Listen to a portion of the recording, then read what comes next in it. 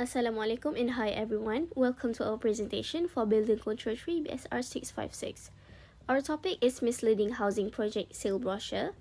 It's focusing on how inaccurate information can affect home buyers. This is our team members. Now let's take a look at the original brochure we have reviewed. Introducing Lyra Residency, a new residential development that blends modern living with sustainability, located at Cyberjaya, Selangor.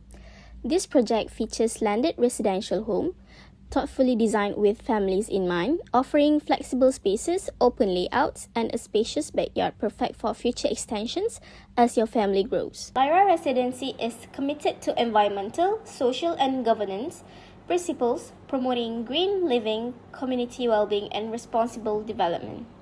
The homes highlight a modern and family-oriented lifestyle with stylish facade, practical interiors, and a focus on long-term comfort and flexibility.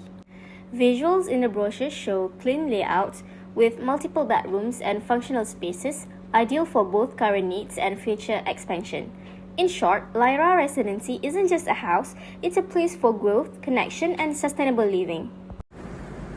Okay, now let's take a look at the sale and advertising compliance for Lyra Residency under KPKT guideline.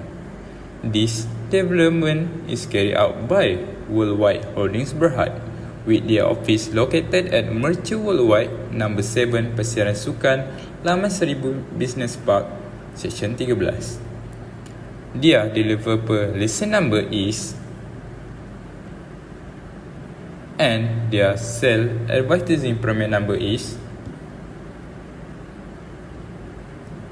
The land on which Lyra Residency is built as a leasehold status for 99 years.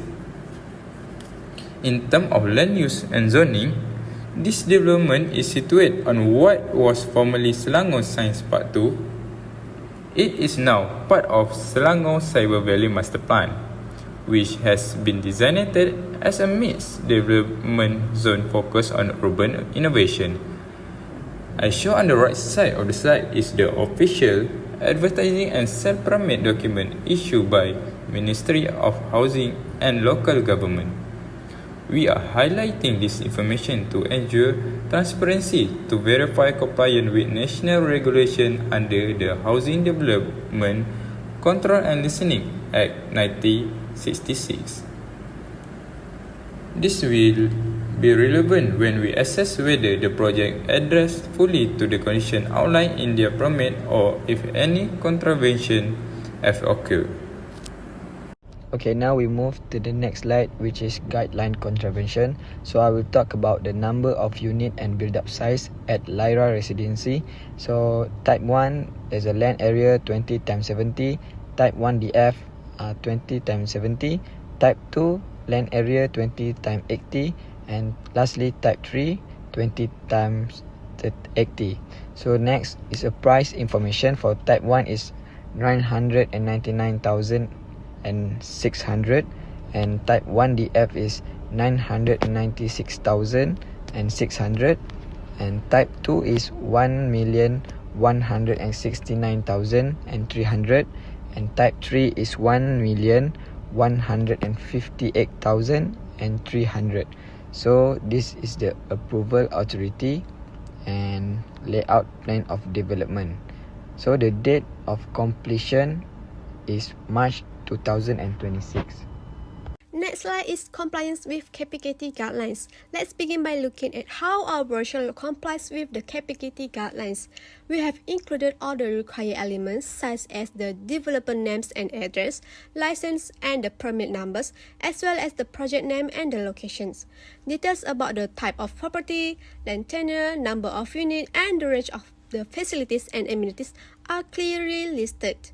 We also highlight sustainability elements and provide a detailed floor plan with the dimension which is scale, a strategic location map, and all necessary disclaimers. This ensures transparency and helps potential buyers make informed decisions fully in line with the regulatory standards. For the next slide, which is presentation strength assessment. The brochure scores a perfect 100% across all key areas, which are visual design, layout flow, language and tone, imagery use, and digital suitability. Our strong visual design and modern branding create a positive first impressions, while the well-structured layout makes the brochure easy to navigate. Clear and aspirational language effectively target our audience, and the balanced visually reinforce our message.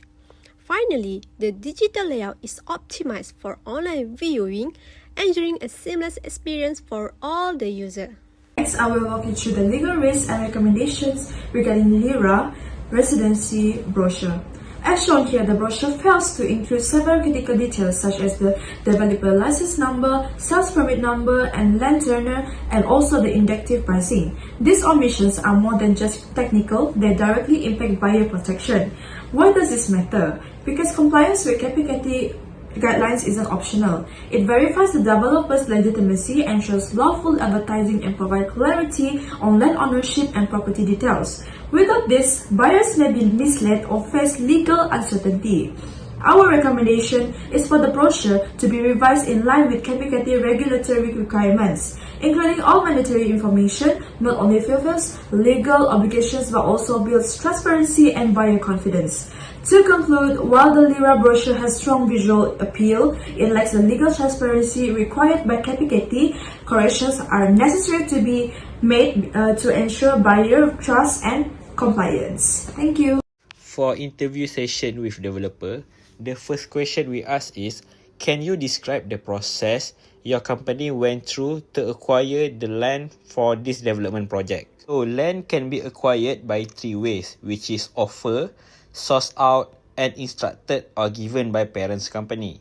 When developer find the potential land for construction, they must identify either it is strategic place, have opportunity to sell, and accessible or not. They also must study about infrastructure of site project, for example, the entrance way for construction process, electricity and water supply. Before they start the project, they must understand the purpose, what they want to build. For example, a terrace house. They must know the type of the terrace house, the price range, and the target market. It is called a market study. Next, feasibility study. Contain entry revenue, all costs included, land, construction, authority fee, consultant fee, management fee, and the profit, which is return on cost ROC and return on sale ROS. From this study, we know that either this project is feasible or not.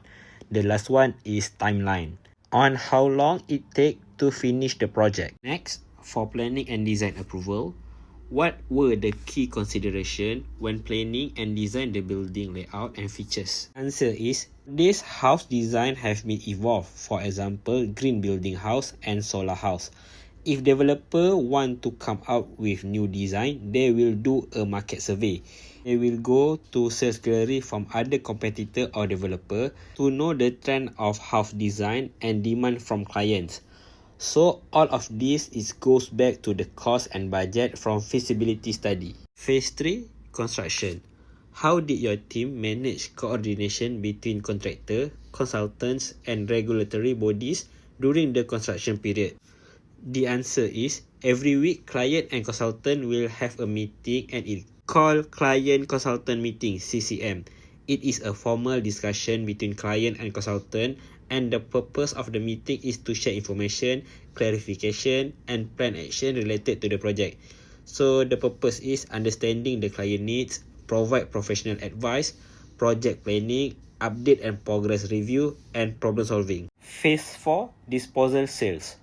How was the market response during the sales phase? As you can see, the Lyra project was already 72% progress work, and their sales rate is above 80%. It is because Lyra price per square feet was the cheapest among their competitor.